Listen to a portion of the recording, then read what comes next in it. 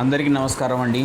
ఈరోజు గుంటూరు జిల్లాలో జరిగినటువంటి ఘటన గురించి మాట్లాడుకున్నట్టు, సాధారణంగా పాఠశాల అంటే మన పిల్లలకు విద్యాబుద్ధులు నేర్పించే ఒక పవిత్రమైన ప్రదేశం, పిల్లలకు మంచి మాటలు చెప్పే ఉపాధ్యాయులు పనిచేసేటువంటి ప్రదేశం. కానీ అలాంటి పాఠశాలలోనే ఒక దివ్యాంగురాలైన ఉపాధ్యాయురాలి మీద జరిగిన దాడి చాలా తీవ్ర చర్చకు దారితీసింది. వివరాల్లోకి వెళ్తే, గుంటూరు జిల్లాలోని ఒక ప్రభుత్వ పాఠశాలలో పనిచేస్తున్నటువంటి ఎస్జిటి ఉపాధ్యాయురైనటువంటి మాధవిపై అదే పాఠశాలకు చెందినటువంటి నిర్మల అనే హెడ్ మాస్టరు దాడి చేశారనే వార్తలు మనం వింటున్నాం.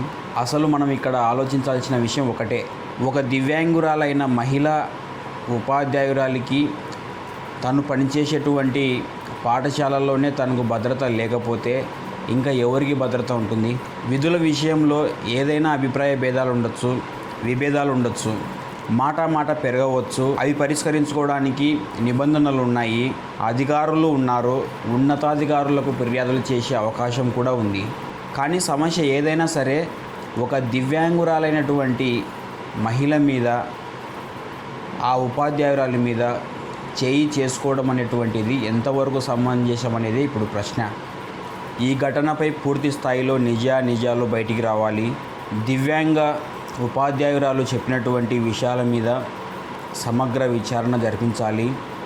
ఈ విషయంలో హెడ్ మాస్టర్ మీద సస్పెన్షన్ వేశారనే వార్త వస్తున్నప్పటికీ ఇంకా విచారించి తగిన కఠిన చర్యలు తీసుకోవాల్సిందిగా కోరుతున్నాము. ముఖ్యంగా దివ్యాంగ ఉద్యోగులు తాము పనిచేసే ప్రదేశాల్లో ఎటువంటి ఇబ్బందులు లేకుండా, ఎటువంటి భయం లేకుండా ఉండే వాతావరణాన్ని కల్పించాలి. ఒక దివ్యాంగ ఉద్యోగురాలికి న్యాయం జరగడం అనేది అది కేవలం ఒక వ్యక్తికి న్యాయం జరగడం కాదు. ఇలాంటి పరిస్థితులలో పనిచేస్తున్నటువంటి ప్రతి ఒక్క దివ్యాంగ ఉద్యోగికి ధైర్యం చెప్పినట్టే. ఈ ఘటనపై మీ అభిప్రాయం ఏమిటి?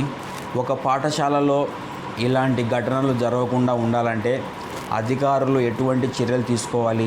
మీ అభిప్రాయాన్ని కామెంట్స్లో తప్పకుండా తెలియజేయండి. ధన్యవాదాలు.